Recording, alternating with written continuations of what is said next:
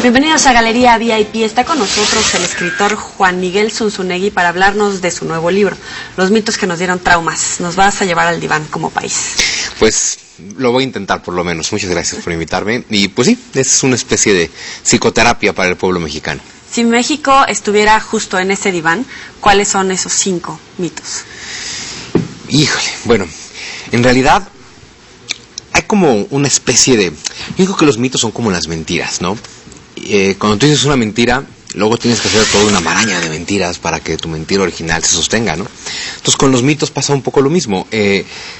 Para que un mito se sostenga, tienes que hacer toda otra serie de mitos que le den sustento. Por ejemplo, en realidad yo planteo que son 4 grandes megamitos mexicanos y luego en una quinta sesión en ese libro propongo un diagnóstico para México, ¿no? Y los 4 grandes megamitos, al primero le llamo el mito del indígena mágico, que básicamente es esta idea que para mí es muy mítica. Bueno, de entrada cuando nos dicen México tiene 3,000 años de historia, y entonces nos hablan de los olmecas y de los purépechas y de los toltecas y de los huastecos y obviamente de los mayas y de los aztecas, y mi planteamiento es muy simple: ninguno de ellos eran mexicanos, eran aztecas, eran mayas, eran toltecas, eran purépechas, eran todo menos mexicanos, ¿no? Esto partiendo de una base muy simple. Si entendemos que México, lo que hoy es México, es un país mestizo, resultado de que se juntara precisamente lo indígena con lo español, pues no hay un México antes de 1521, ¿no? Pero bueno, entonces nos cuentan que hay un México que existía como país, lo cual, insisto, no es cierto, ni había una unidad cultural o territorial, ni siquiera religiosa, ni nada por el estilo, ¿no? Pero bueno, entonces primero es decirnos, México existía hace 3,000 años. Este es fundamental para luego poder sostener el segundo mito, que es el mito de la conquista, ¿no? Ahora, dentro del mito del indígena mágico también está esta idea, que luego también se vuelve a tomar con el de la conquista, que es, no solamente tenemos 3,000 años de historia, sino que México era perfecto. Aquí todo funcionaba bien, aquí no había maldad, no había malicia, no había corrupción, la gente no tenía caries, todo funcionaba perfectamente hasta que, y entonces viene el mito de la conquista, hasta que llegaron los españoles y trajeron todas las desgracias, las maldades, las corrupciones, las enfermedades, nos conquistaron. Y desde entonces, y por su culpa, todas las desgracias del país. Por eso somos pobres, por eso no somos potencia, por eso no somos primermundistas, porque hace 500 años los españoles conquistaron México. Pero el punto es muy simple. Primero tienes que hacer el mito de que tenemos 3,000 años de historia, porque en realidad México existe desde entonces, porque los olmecas eran mexicanos. Y si ya das eso por cierto, entonces efectivamente, pues tienes que aceptar que la llegada de los españoles fue una conquista. Yo simplemente planteo que la conquista, sí hay una conquista, pero es la conquista de Tenochtitlan, la conquista de los aztecas, no la conquista de México. De hecho, Hernán Cortés, con 800 españoles, según la historia oficial, sería algo así como pensar, con 800 españoles derrota al gran señorío azteca, que aparte nos dicen que eran perfectos, maravillosos, gloriosos, en contacto con el cosmos, en armonía con el universo, y luego nos dicen, y Cortés era de la peorcita calaña de España, y luego le agregamos por ejemplo, las visiones de Diego Rivera, que decía que Cortés era deforme, jorobado, sifilítico, contrahecho, en cambio Cuauhtémoc era un hombre de 1,80 por 1,20, y dices, a ver, ordenemos todo. Entonces Cortés, un deforme, jorobado, sifilítico y contrahecho de la peor calaña de España, con 800 españoles, que serían más o menos como él, conquistó a millones y millones de ejemplares perfectos y magníficos en armonía con el cosmos, liderados por un superhombre como Cuauhtémoc. Algo no está funcionando bien aquí. Y claro, el punto es que Cortés, con 800 españoles y 150,000 indígenas de las otras naciones sometidas por los aztecas, fueron los que tomaron Tenochtitlan. No México, no había nada llamado México en ese entonces. ¿Y cómo influyó la traición de los propios mexicanos de ese momento para que se lograra esa conquista? Bueno, es que para mí es otro de los mitos, no hay ninguna traición. Está el asunto de los tlaxcaltecas, que siempre son bueno, la culpa recae sobre la Malinche y ya siendo más amplio sobre los tlaxcaltecas, cuando en realidad no fueron solo los tlaxcaltecas los que apoyaron a Cortés. Bueno, hasta los texcocanos, que eran aliados aztecas, se acabaron poniendo del lado de Cortés. Yo creo que no hay traición por una cuestión muy simple. Nos dicen, es que traiciona a la patria. Aquí no había patria. traición al país, aquí no había país, traición a México, esto no era México. Bueno, ok, traición a los aztecas, no es traición a los aztecas porque ni los tlaxcaltecas, ni los mayas, ni los tarascos, ni los texcocanos, ni ninguno de ellos eran aztecas, eran los pueblos sometidos por los aztecas. Entonces yo no encuentro una traición en que un pueblo sometido se libere de su sometedor, que finalmente eso es lo que pasó el 13 de agosto de 1521, que todas las naciones indígenas mesoamericanas sometidas por los aztecas, lideradas por Cortés y 800 españoles, derrotaron a los aztecas. A eso la historia oficial le llama conquista de México, yo le llamo nacimiento de México. A partir de ahí tenemos el germen de un reino que primero se va a llamar Nueva España y hasta 1821 se va a llamar México. Pero este es el germen de todo lo que somos, ¿no? Somos el país, el mayor país hispanohablante del mundo, 110 millones de personas hablamos español aquí, y me parece muy contradictorio y muy ridículo que el mexicano le miente la madre al español en español y niegue su hispanidad en español, y que a pesar de que somos un país hispanohablante, cristiano, guadalupano, barroco, neoclásico, que todo eso viene de España, estemos en la necedad eterna de renegar a ese español como conquistador y de querer aferrarnos a un pasado que está hace más de 500 años, y un pueblo tan obsesionado con su pasado y con la idea de que está conquistado y de que eso lo va a marcar para siempre, es un pueblo que nunca puede llegar al futuro. ¿Y los traumas guadalupanos? Los traumas guadalupanos son una cosa muy interesante. De entrada, este asunto de, bueno, la Virgencita nos quiere porque somos pobres, ¿no? Y la Virgencita nos trajo consuelo en la conquista. Sí, bueno, perdón, la Virgencita fue la principal herramienta de los conquistadores, que efectivamente trajo consuelo, pero era un consuelo del tipo de, pues sí, pobrecito que te conquistaron y yo te quiero mucho y qué pena que te hayan conquistado, pero estuvo bien porque en realidad te trajeron la verdadera fe y entonces es por la salvación de tu alma, porque en realidad si no hubiera habido esa conquista, ni siquiera hubiera habido Virgencita que nos quisiera por ser pobres pero honrados y humildes, ¿no? Y además de la crisis económica que pasaba en ese momento en la Iglesia en España, y entonces es una buena manera como de vender el negocio ahora por acá. Bueno, en realidad sí es una forma muy interesante de extender la franquicia, por así decirlo, pero bueno, en realidad la principal conquista aquí fue una cuestión espiritual, y efectivamente pues la gran herramienta son los frailes, es la sustitución de imágenes paganas por imágenes cristianas, y en el caso de la diosa Tonantzin de las culturas náhuatl por la imagen de la Virgen de Guadalupe, pero con todo un concepto que luego se retuerce muchísimo en la mente del mexicano, porque, por ejemplo, Octavio Paz decía que la madre simbólica de los mexicanos, como mestizos que somos, pues es la Malinche, ¿no? Pero la Malinche nos cae mal porque siempre nos han dicho que es una traidora a la patria. Y aparte me encanta la traidora que se entregó a Cortés y por cuya culpa nos conquistaron. Y dices, perdón, era una esclava de 17 años, ¿de verdad? ¿En serio? ¿Una esclava de 17 años es la culpable de todas las desgracias del país? Pero bueno, resulta que como nos cae mal, no la aceptamos como madre. Y entonces preferimos a nuestra madre adoptiva, que es la Virgencita, ¿no? Y contra la madre, como le dice Octavio Paz, la madre violada, que es la Malinche, preferimos a la madre inmaculada, intocable, inviolable, que es la Virgencita. Pero entonces todo nuestro estereotipo femenino, sobre todo para el macho mexicano, el estereotipo femenino, el estereotipo de madre, el estereotipo de mujer, está ahí en la Virgencita. Entonces resulta que las madres son vírgenes, y dices, bueno, ¿y a poco? ¿Y eso cómo puede pasar? Pero eso se traduce en la vida cotidiana en cosas tan terribles como que una vez que el mexicano se casa y tiene hijos, su mujer deja de ser su novia, su amante, la persona que despierta su deseo, y ahora es la madre de sus hijos. Y como madre de sus hijos se convierte en intocable, inmaculada, recupera su virginidad, y entonces el macho mexicano no es infiel por mala onda, es infiel para respetar a su mujer, porque como es la madre de sus hijos, entonces no va a hacer esas cochinadas con la madre de sus hijos, y para eso se busca a otras mujeres. O sea, eso es una cosa bien retorcida en la mente del mexicano, pero que tiene que ver pues con toda esta pésima enseñanza de la historia. Y pasamos a la cuarta sesión, los traumas revolucionarios. Los traumas revolucionarios, que yo le llamo el trauma de el pueblo unido jamás será vencido, hay una realidad, el pueblo unido jamás será vencido. Sin embargo, precisamente lo que hizo la Revolución Mexicana fue desunir al pueblo. Tras la revolución, los gobiernos revolucionarios lo que establecieron fue una serie de sindicatos, organizaciones campesinas, corporaciones, todos revolucionarios, que todos representan a diferentes sectores del pueblo, pero que todos pretenden ser el pueblo, todos marchan llamándose el pueblo, todos gritan que el pueblo unido jamás será vencido, Todos pretenden que ellos defienden los derechos del pueblo, pero no, defienden los derechos y los privilegios de su propio grupo. Y entonces a partir de la revolución tenemos la idea de que, porque luego Cárdenas inventa el nacionalismo revolucionario, que es casi como la religión de la revolución, donde todo mexicano patriota tiene que ser revolucionario.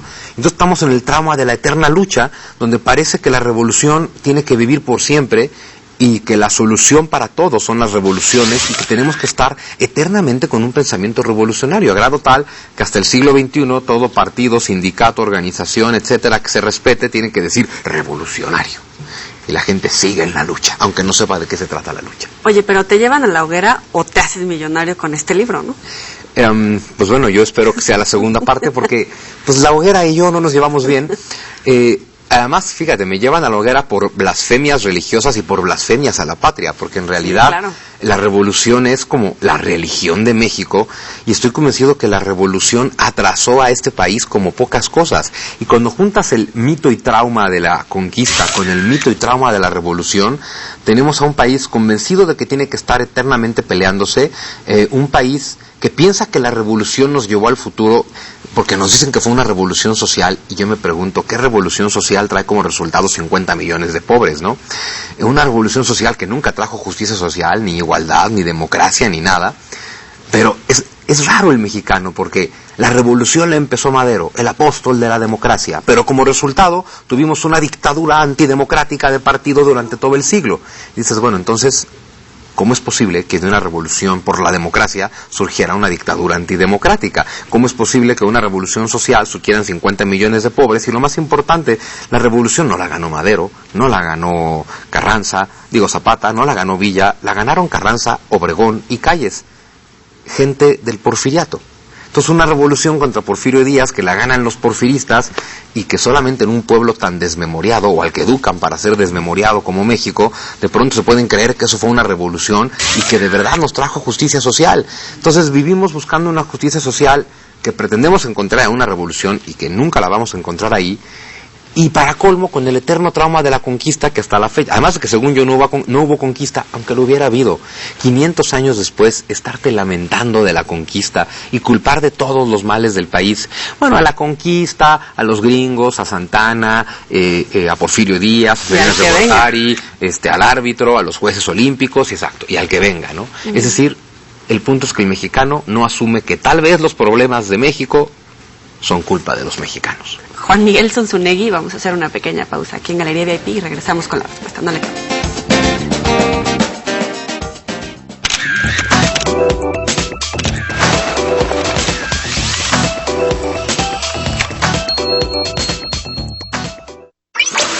Este martes no te pierdas de Sonarte, porque ¿qué creen? Nos vamos al mercado de San Juan.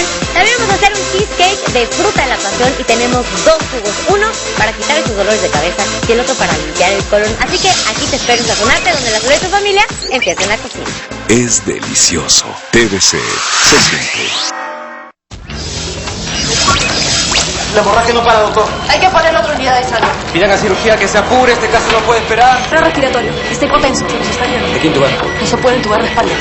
Clave 1. Lunes a viernes, 12:30 horas. Todas las emociones. TVC se siente. Pues en su vida va a tener un minuto mío ni siquiera para que me vuelva a mirar mal. Una pasión escondida. Es posible que usted haya sido víctima de un estafador internacional. Su tarjeta aparece como robada. Confidencial. Martes 23 horas. Todas las emociones. TVC se siente. La imaginación es el cofre de tesoros para hacer cosas increíbles. Nosotros te ayudamos con los pequeños detalles. Espacio Creativo, lunes, martes y viernes, 14 horas. Todas las emociones. TVC se siente.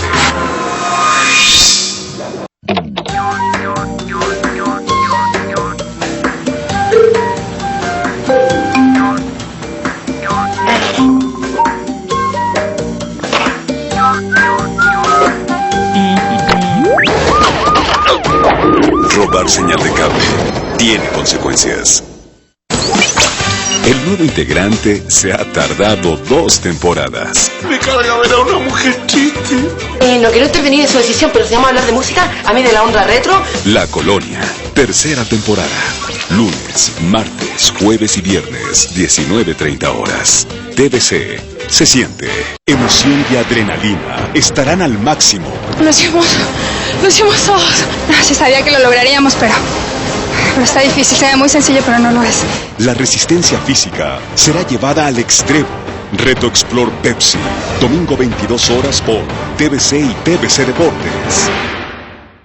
Alma me confesó estar enamorada del esposo de tu hija. Yo a Alma la traté como una hija, pero ella me paga con una traición. Se escapó. Y por amor me le entregué al joven Beto. Yo lo amo, aunque él no me ame a mí. Háblame claro, mamá. ¿Tú estás enamorada de Esteban de la Vega?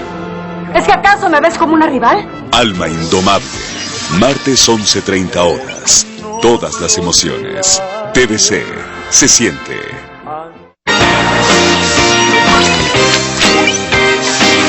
Estás viendo Galería VIP.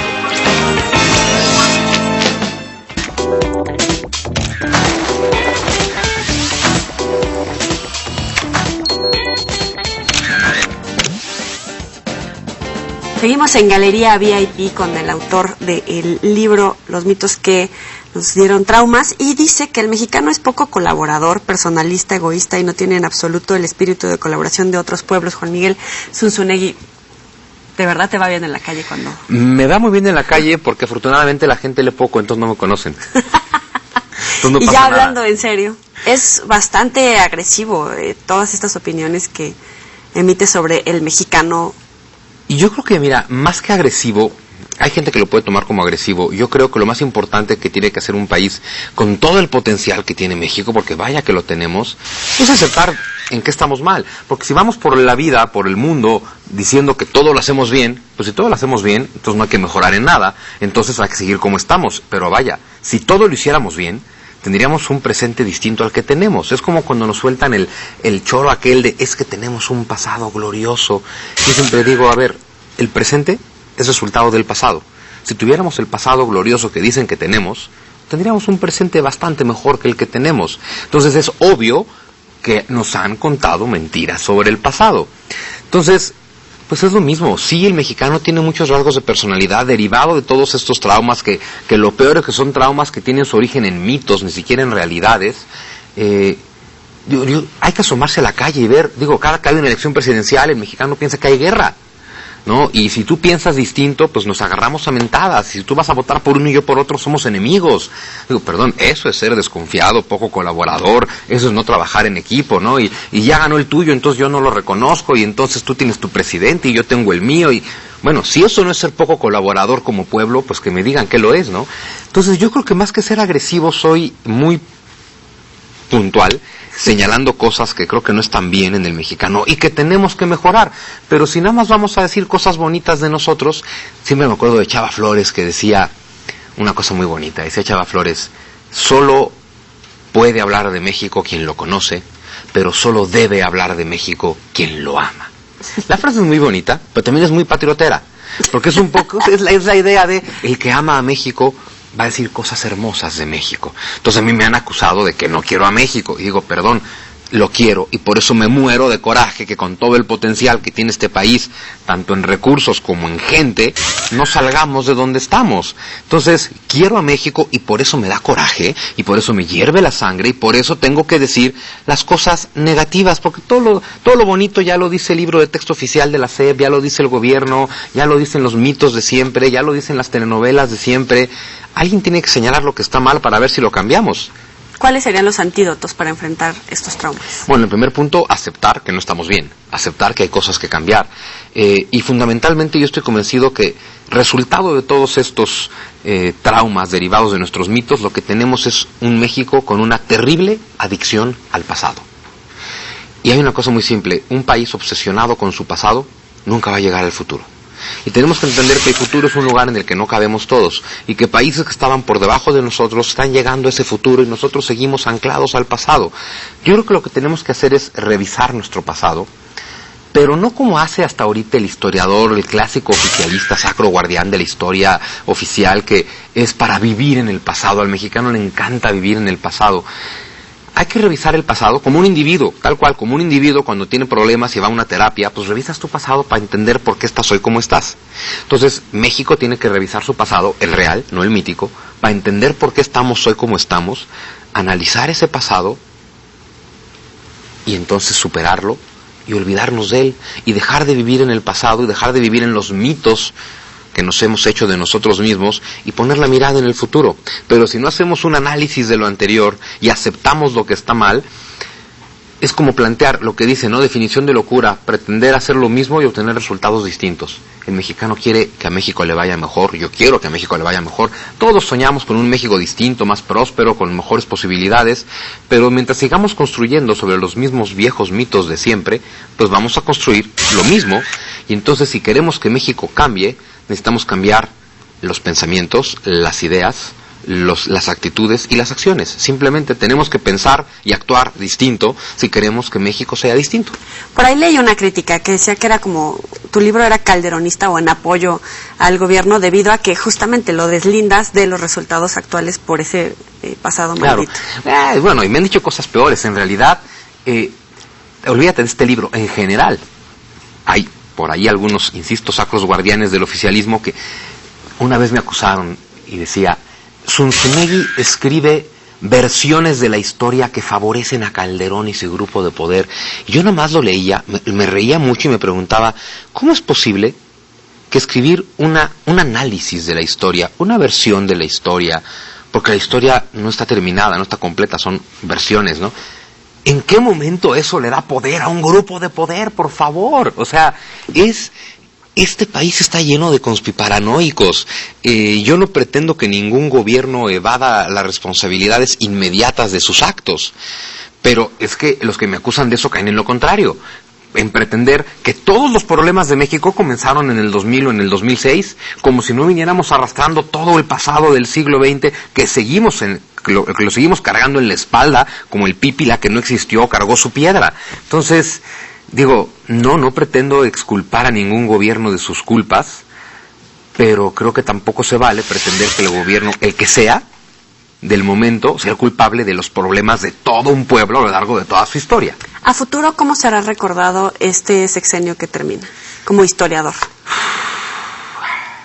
Pues mira, va a depender mucho de lo que hagan los demás gobiernos, pero no creo que muy bien, la verdad.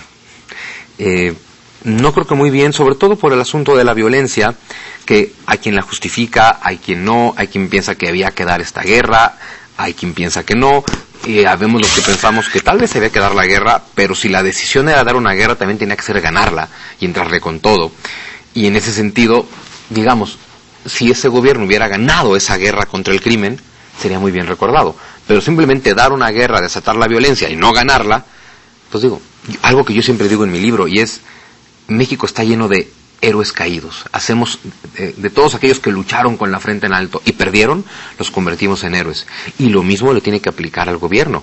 Si el gobierno da una lucha, abre un frente de batalla, declara una guerra abierta al crimen y no la gana, pues desde luego eso no es heroico y sí es un fracaso.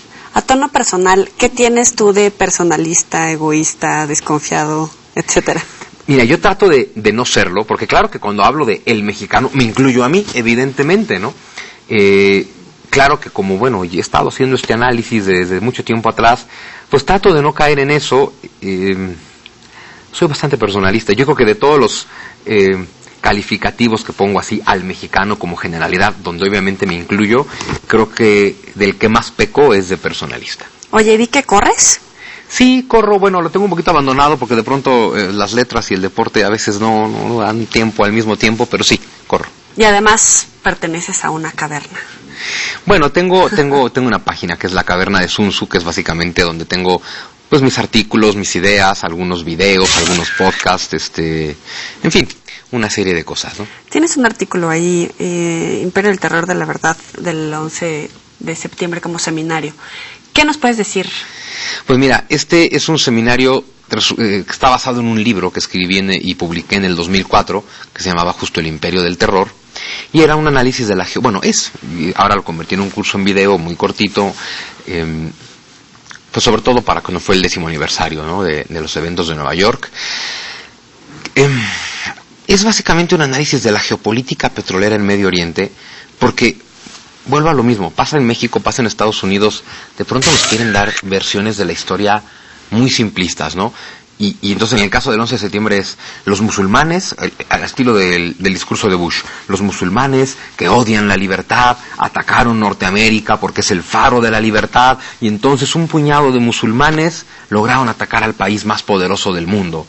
Y luego para colmo nos dicen, con pilotos árabes, saudíes, la mayoría de ellos, que aprendieron a volar en avionetas en Florida, pero que luego pilotaron aviones 747, o sea, es bastante inverosímil. Y cuando uno ve que el principal ganador de la caída de las Torres Gemelas es el gobierno de Estados Unidos en lo general, y una élite cercana a George Bush en particular, con empresas multimillonarias que mueven las fortunas del mundo, como Grupo Carlyle o como Halliburton, y cuando te das cuenta que, vamos, destrozamos Irak, bueno, se caen las Torres Gemelas, decimos que fue Afganistán, decimos que fue Irak, destrozamos esos países, luego hacemos un concurso para licitar la reconstrucción, y la reconstrucción la gana la empresa del vicepresidente de Estados Unidos. Bueno, ¿de verdad es así de obsceno que la gente no lo ve? ¿O simplemente derrocamos al gobierno afgano y ponemos de presidente a Hamid Karzai, que para mayor referencia es vicepresidente de una empresa petrolera, UNOCAL, que es la empresa petrolera que una vez que Hamid Karzai se convierte en presidente de Afganistán, recibe precisamente la licitación para hacer el oleoducto que tiene que pasar por Afganistán, para que las empresas norteamericanas puedan circular por ahí 5,000 millones de barriles de petróleo al día? Y dices, y todo gracias a que un puñado de musulmanes decidieron tirar las Torres Gemelas. Yo no me lo creo. ¿Siempre fuiste tan curioso? ¿Te hacía tanta cosquilla la historia de nuestro país? Sí, de mi país y del mundo. Que yo recuerde desde la secundaria que de pronto simplemente hay versiones que no te cuadran, ¿no? O sea, en todos los sentidos, que de pronto te digan, porque es la historia dogmática. Por ejemplo, causa de la Primera Guerra Mundial, que asesinaron al archiduque de Habsburgo. Y dices, yo decía, bueno, a ver, ¿y por qué que un grupo de serbios terroristas haya asesinado al heredero al trono de un imperio en decadencia hizo que Inglaterra, Alemania, Rusia y Francia se declararan la guerra? O sea, aquí hay cosas que no nos están contando, ¿no? Como el caso de, no sé, los niños héroes, 6 niños héroes, 14,000 soldados norteamericanos. Solo murieron 6 y perdimos la guerra. Algo no funciona. O simplemente la discusión en torno a los niños héroes, que si perdieron o no perdieron, si se envolvió en la bandera, no se envolvió en la bandera. Todo esto finalmente nos evade de la realidad. Al final la guerra se perdió. Y entonces sí, desde la secundaria me preguntaba, en cuanto a historia de México y del mundo, no me gustan las versiones simplistas. No pretendo llegar a versiones conspiranoicas porque, bueno, también las aborrezco. Hace rato dije, este país está lleno de conspiranoicos, pero desde luego que las versiones simplistas de la historia pues dejan mucho que desear. Siempre hay muchas cosas en juego, hay factores económicos, hay grupos de poder, hay muchas cosas que hay que analizar bien para entender por qué sucede lo que sucede. Y quedarte con respuestas simples pues simplemente no te hace pensar. Y la historia puede ser una disciplina que te haga desarrollar un pensamiento crítico maravilloso. Y probablemente a casi a ningún gobierno, y mucho menos en América Latina, y mucho menos en México, le conviene que la ciudadanía tenga pensamiento crítico. Pero hay que desarrollar pensamiento crítico. A ver, vamos a jugar a los 7 pecados. ¿Aquí enfrente de todos? Aquí enfrente de todos. Ni hablar. Te voy diciendo a cada uno.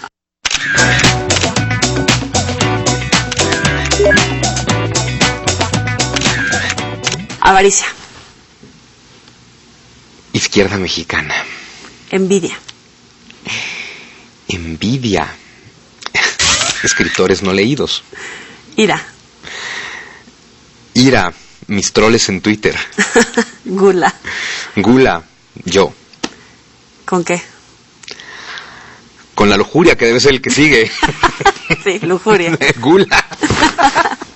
Pereza. Pereza, delicia. Soberbia. Soberbia, error. Recomiéndale a la gente que lea tu libro.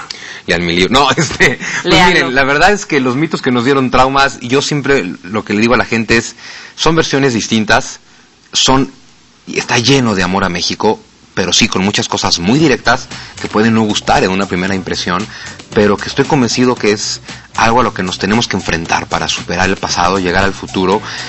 Describo muchas cosas que están para llorar y por eso mismo las escribo con mucho humor, con mucho sarcasmo, con mucha ironía, con un poco de acidez. No es un libro de pura crítica, el último capítulo es totalmente propositivo, es decir, no se plantea estamos mal y ya, hay una serie de soluciones. Yo no pretendo tener la verdad absoluta, no pretendo decirle a la gente no le creas a la SEP, créeme a mí, porque sería igual de dogmático y de absurdo. Simplemente que abran su mente a que este país tiene que cambiar para mejorar. Yo estoy proponiendo lo que yo creo que es una de las posibles soluciones, pues abrir la mente a nuevas versiones. Muchísimas gracias por tu tiempo. Un placer. Juan Miguel Zunzunegui, aquí en Galería VIP. Nos vemos la próxima, pásenla muy bien.